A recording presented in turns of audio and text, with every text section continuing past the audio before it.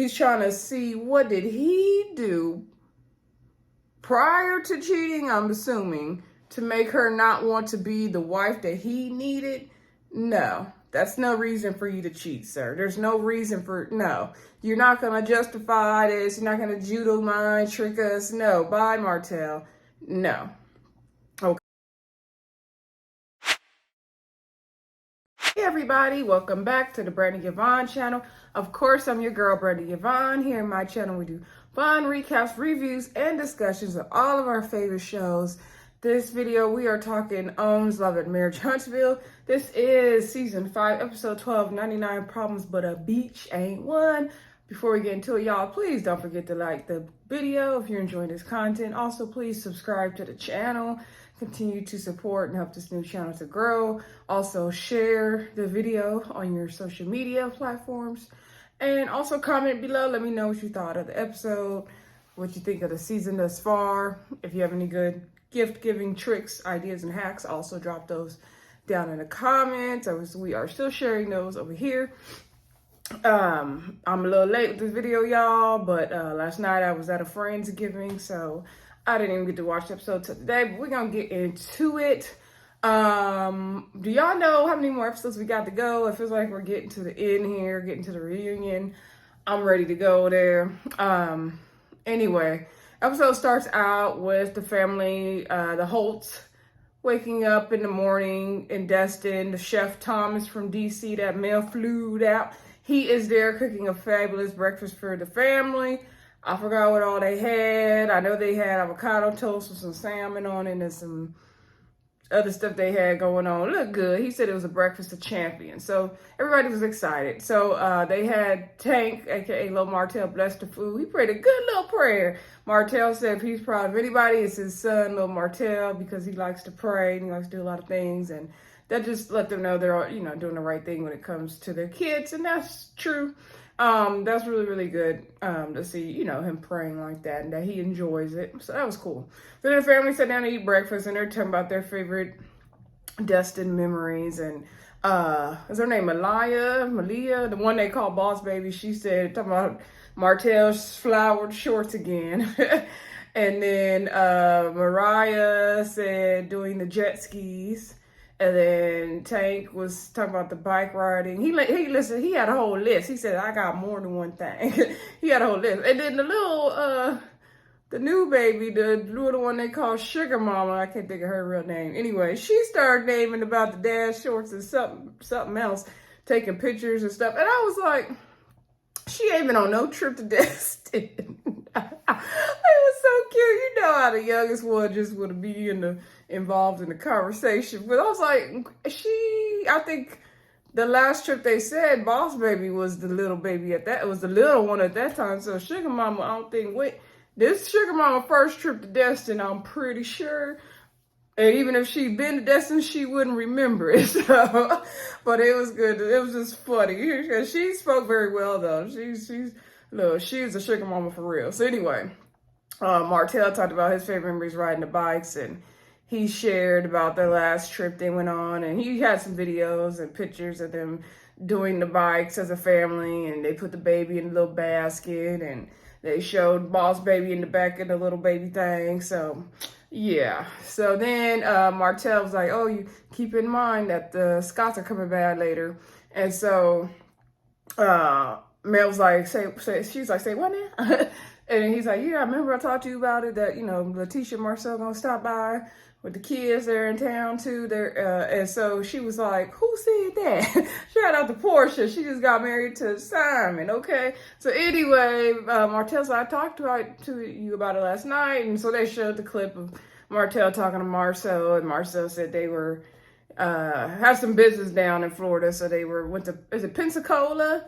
Correct me if I say that wrong. I'm not from that area. I'm from the West Coast. So anyway, and I guess that's literally down the street from Destin, if I'm not mistaken. So anyway, they were gonna come to the beach where the Holtz are. And so Martell's like, yeah, man, we gonna do something together. I think they're doing a boat or something. And so Mel was like, well, I already got a boat for us tomorrow. It leaves at like 10 a.m. Because the kids kind of got excited when they heard the word bird. And so Mama Holt was like, oh, that's gonna be good. That's gonna be fun. And so Then you can tell, you know, Mel said she was irritated, you know, talking about boundaries in her confessional, like how dare Martell not running by her that the Scotts are coming and check with her first before agreeing to do that.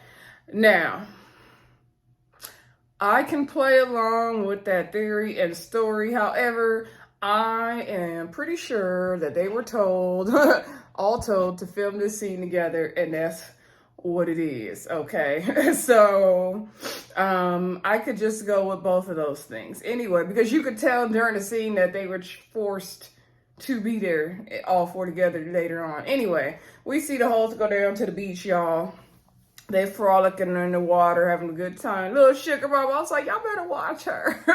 Anyway, they were having a good time, running around in the water. Mel was doing her downward dog and her upward dog and her stretches and all that. And so then Martell go there to laugh and tell me, oh, you better not be twerking in that water in front of the kids. And she's like, I can't be twerking in the water in front of the kids.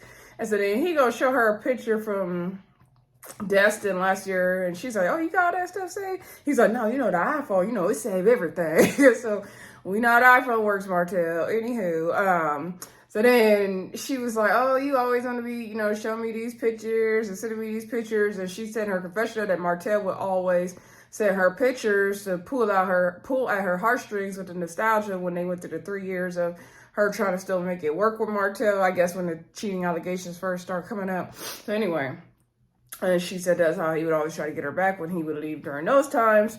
But she was like, he could save that this time. Like, we ain't doing all that. So then she was like, that's nice, but we focus on the kids. Like, we not doing all that. So she was like, oh, yeah, what about when you try to call me? Or she said call her, text her the other day to see if you gonna marry me again or something. But then he ran away in the water, told her to hold his phone. So they was, you know, laughing, having a good time. So then they all sat down on the beach, Mel and her giant orange hat. Mel gonna wear her a big old floppy hat. She don't do nothing else.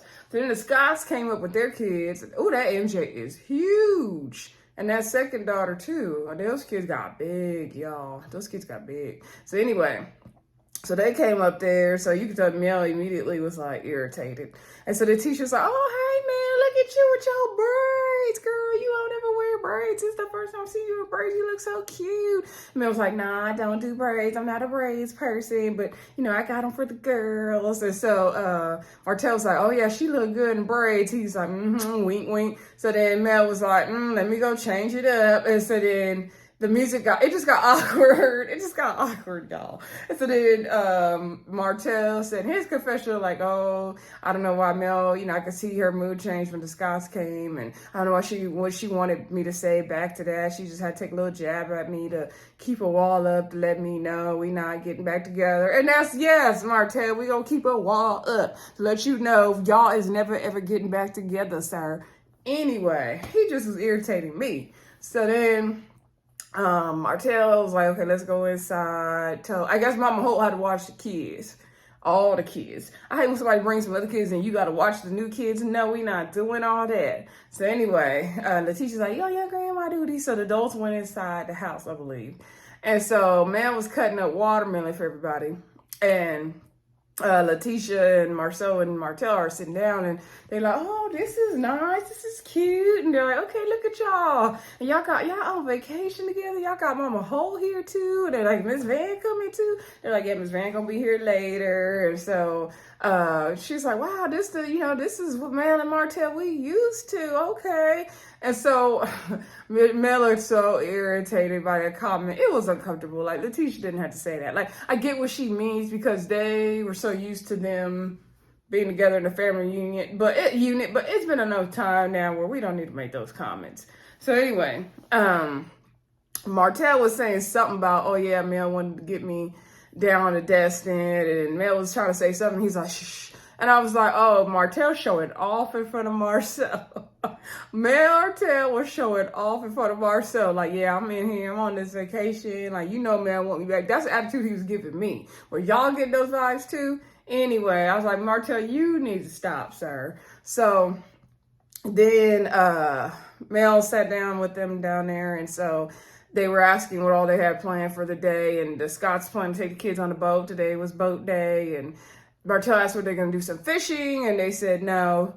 And so Marcel said, I don't want to embarrass myself out there because he can't fish, I guess. I'm surprised. Marcel looked like he fished. So anyway, Martell's like, oh, you might catch a big one, you never know. And so then Tisha was asking Martell about him fishing. He said he does. And he was like, she said, you need to take MJ out there sometime with you and Tango. And so Martell and she's like, take Marcel too. She's like, we can't, I can't do it all. And so Latisha started making comments about it takes a whole village and all this stuff. And so then Mel was like, well, Martell don't believe in that. And then Latisha was like, yeah, Martell believes in a village. And then Mel was like, no, he does not. And so Mel said her confession is that Martell's, due to his control issues, he's never been the type to believe in the whole village thing because he wants to have control. He believes it's the Martell-age, however she said it. So I was like, I didn't know that about Martell. Anywho, they also were having these like awkward banters, like every time the Scots would bring up, say, and like Marcel be like, oh, this is good, see you guys' growth, and you guys are able to be here in this house on vacation together, and do this and do that. And so they brought up the go-karts, and Latisha's like, oh, did you guys go on them, just the two of you? Mel was like, no, it was everybody. And so then Martell looked offended when she said that. I'm like, what else you want her to say, Martell? So anyway, and so Mel was saying, like, yeah, we all know go-karts, Tank drove and Mariah drove. And so then Scott's are making these jokes about, it's all these trigger words, we can't bring up the village, we can't bring up this, broken up, this and that. What can we talk about? What can we say? And Latisha's like, this is fun. I'm just like, this scene is so forced and awkward. So it's like they didn't know what to do. They didn't know what to do. Thank God somebody came up with this game because they didn't know what to do. So anyway, so then they're talking about, okay, who's the better driver? Like, does Mariah drive well?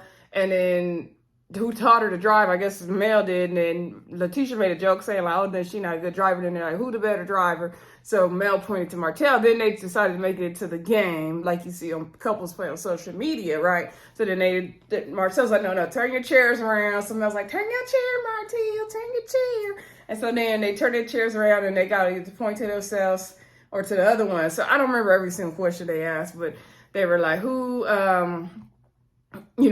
the better cook? I think it was Mel. Who's the better cleaner? It was Martell. Who does the girls' hair better? It was Martell. And who the kids enjoy being around the most? They couldn't really answer that one.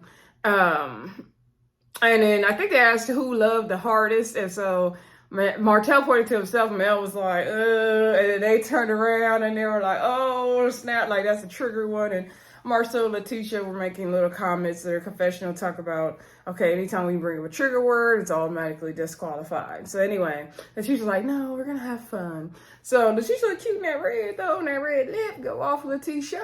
So anyway, then we see, they're like, okay, it's your turn. So finally, like, the scene got fun because leading up to that, y'all, it was awkward as hell. So then the Scots sat down to play the same game. And so they asked, like, who's the better cook? Was Marcel. Who cooks more? Was Latisha. Who reads the kids at night? There's like MJ. Who gets MJ's, I think Mel said, who gets MJ's haircut? I think Tisha raised her hand, and then Martell's like, dang, how did you come up with that one? And then they were like, who do the kids like to spend time with?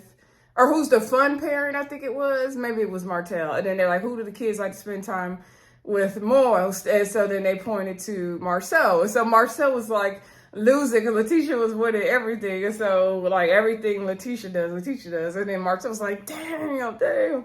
And so then, when they got that question, who do the kids like spend time with most? It was like Marcel, and they're like, oh. And then Mel made a joke saying the one that don't do nothing, so then everybody start cracking up.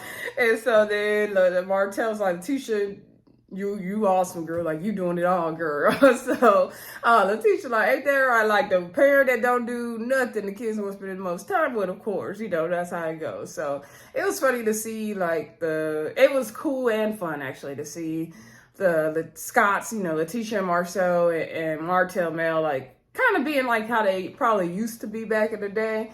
It was good to see a little glimpse of that. That was definitely cool. So Marcel was like, well, you got any other games? I could beat you in something else. And so there's a pool table in the house, so they're going to play pool. So let's get back down to Huntsville. We get back down to Huntsville. We got the scene with Kimmie and Maurice. Kimmie said after, many years working in clinics, talking to doctors, experts, nurses, oh, my neck, y'all. She knows that she will lose her hair from the treatments. She doesn't want to take a shower one day. It comes to hair is just coming out. She'd rather get control of the situation and cut her hair now. And she said that's the one thing she can't control in this situation. So first, leading up to this scene, I was like, no, Kimmie, like, don't cut your hair, girl. But then when she explained it like that and I thought it over, y'all, I can understand that. I can understand it. Because to me, I think it would be more devastating if I'm washing my hair and clumps of hair falling out. I would be devastated. Like, that would be so devastating. So yeah, I agree with her. Why not just get control of it, make it the style you want? So she said, I forgot the lady's name. I guess it's her stylist is going to come and cut her hair. She's going to have Maurice shave up the back, and her friend Andrea is going to come to hold her hand. And so Maurice is like, I want to hold you. And so, oh, so then I guess they're doing some kind of process where they're cutting Kimmie's hair and then they're going to bundle it to be used to make like a wig or some other hair. So, which is really cool. And so Andrea was saying how good that is. And Andrea was like, you're not your hair. You're still beautiful. She was holding her hand. And there was everyone was getting kind of emotional. Maurice was getting emotional. He was getting his barber stuff ready. And there was one point where Kimmie kind of like cringed and flinched kind of when they cut her hair. Oh my God, y'all. First time I watched it, I was trying to keep it together. When they started cutting that lady hair, I was bawling. Like, I just fell apart crying. It was like my hair was getting cut. I fell apart crying. I just can't. I know we are not our hair. We are more than our hair. Our hair is our crown and glory. All that good stuff. But it was hard. It was hard. I really felt for Kimmie, and we're going to just continue to lift Kimmie up in prayer over here.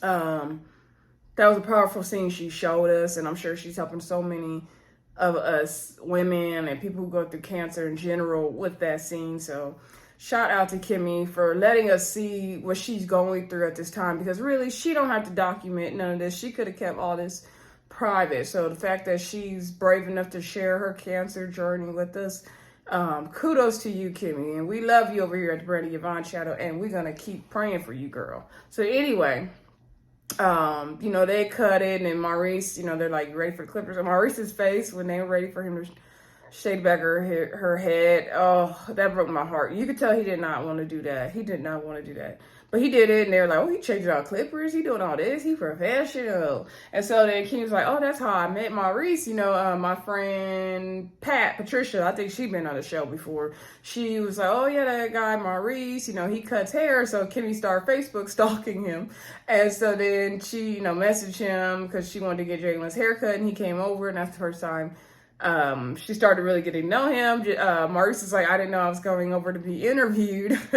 And so they made a joke about that, which was a good, kind of funny story to take their mind off of what was going on. They found out Maurice was a barber back in the day. They said Maurice was cutting it up back in the day. Okay.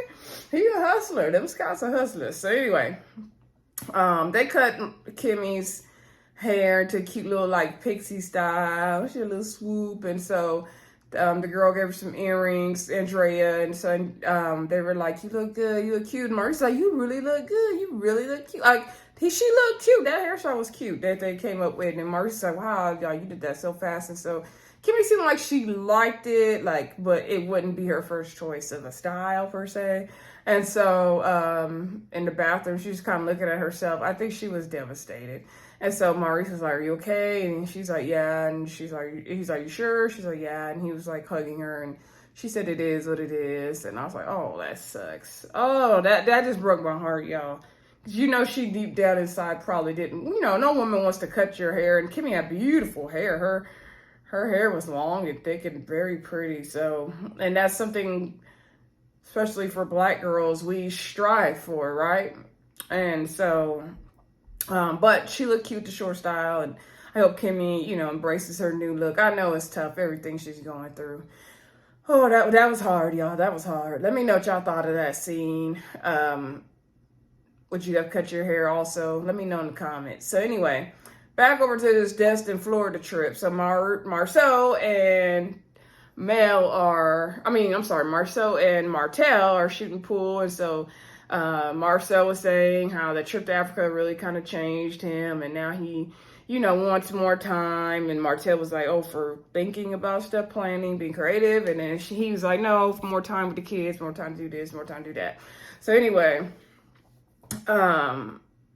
Marcel was like, you know, I just want to ask you, like, how did you guys get to this point? Because there's an elephant in the room. Like, let me address this elephant in the room. Like, how did you guys get to this point where you guys ever go on this trip together? He's like, because before, like, even when we went to Vegas, like, you guys were not getting along. You guys were fighting and all this stuff. So, for it to be the way it is now, like, how did it get here? And so Martell begins to say how, you know, I think Mel just needed time to get through everything and do what she had to do and take care of herself. And plus I needed time to deal with everything and get through what I needed to get through as well. And so,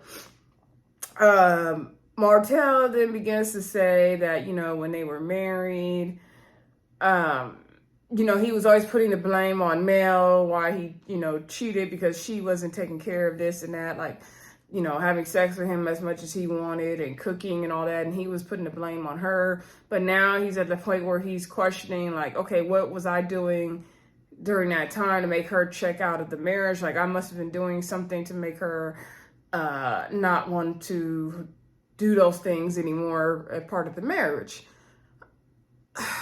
This is where Martell really irritated me.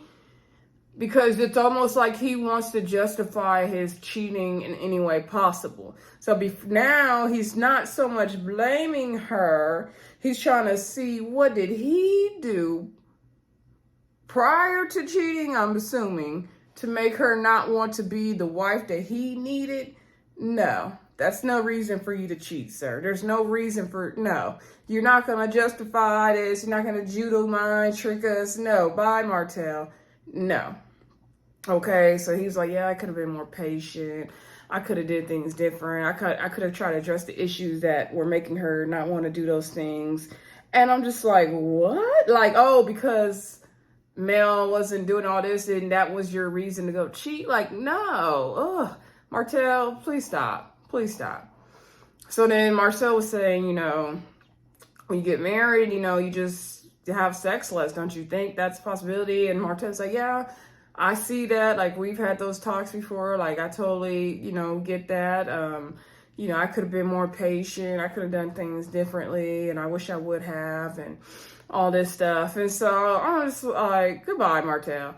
And Marcel said in his confessional, like, you know, he could see the growth in Martell, and he told Martell you could see the growth in him. He's like, I've never been denied, you know, his sex and his marriage, but he could see how that might make somebody angry.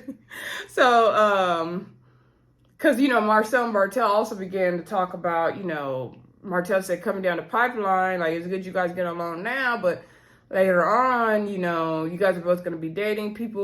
You know, Mel's going to be dating people. You're going to be dating people. Like, how's that going to go? And so Martell was like, yeah, you know, I hope that Mel, she dated someone seriously. Like, you know, I know she has a good sense. Like, she's going to pick the right person and introduce them to the kids and me and all that. And he's like, if I was dating somebody, I wouldn't want to have to hide them. And I think we can get to that point, you know, when the time is right and all that stuff. And so Marcel's also talking about the two older kids, like, you know, are they thinking, you know, you guys are going to get back together? And Martell's still saying no. They understand, you know, what's going on and all that good stuff. So in the living room, we have Mel and Tisha, which I'm like, okay, how are they going to film this scene together? Because they don't like each other, but they did good. It was nice to see a good old Mel and Tisha scene. For how long have we had that? Like, it's been a long time, right? So anyway, so Tisha was like, well, Mel was asking Tisha how long are they going to be there. Tisha said they're packing it up and leaving tomorrow. And this was like their last day's fun stuff, basically. So then Tisha asked Mel, like, how did, you know, this come about? How did you, you know, what made you invite Martell on the trip. And so Mel basically explained her reasoning, like she's been saying, like she's at a point of peace now, like they needed to grow to get to this point and not just try to get along because everybody says they should be able to get along. Like they had to grow and get here, which is true. They had to find their way in their co-parenting journey. And now, you know, she don't have no problems with you know, him, and she had to really spend time with herself and all that stuff. So Tisha was saying, like, you know, that's good. You got to do what you got to do for you. And Tisha was asking about her journey of getting to this new place of peace and all that. And so Mel was saying, you know, spending time with herself, being alone, you know, not worrying about what people think or say, not just going through the motions, and really, you know, doing things that are meaningful and all that good stuff. So, Tisha then said in her confessional that, like, you know, it's good that Mel's on this new journey. However, like, she knows Mel could just say things to, like, make others believe it or make herself believe it. So Tisha's a little skeptical of Mel still. I wish Tisha didn't say that in that confessional. I really wish she didn't. Because it's going to make her continue to look like the villain. You know, I don't think Tisha intentionally tries to be a villain, but she's going to continue to look like a villain. I wish she didn't say that in her confession. I wish she just would have said something positive about Mel. Not that she owes that to Mel, or not that she needs to kiss Mel's behind or anything. I just wish she kind of would have let sleeping dogs lie. Just let it go, girl. Anyway, that was pretty much end of the episode with Marsau talking to Martell about, you know, the divorce and his growth and everything, and Tisha and Mel talking, and Mel was saying how, Mel was saying how, you know, next time if she get married, she doesn't need to get married again, but if she did, she gonna have a contract, so she have kids again, she gonna want a nanny, she gonna want all this stuff. And then the very end of the episode, they do show Martell in the confessional saying that, you know, the kids are hopeful, and then he's hopeful, and he, looking back, he wishes he would have did things differently and all this stuff. He's having all these regrets. And y'all, he started getting teary-eyed in the confessional to the point where he had to get up. I'm like, Martell. Martell. Yeah, you messed up your family. Like he said, he had a beautiful family, and, you know, now it's all different. Like, yeah, you messed up your family, not your wife. You messed up your family. Yeah, it takes two to tango, it takes two people in a marriage, but you went outside the marriage instead of working on whatever issues that were in the marriage, okay? Anyway, like, sorry, Martell, but that's what it is, you know, consequences to your actions. Mel doesn't need to stay with you. Talking about you cheated because divorce wasn't an option. No, thank you. No, thank you. Anyway, y'all, don't forget to like, comment, subscribe, and share. Let me know what you thought of the episode, and I will talk to y'all soon. Bye.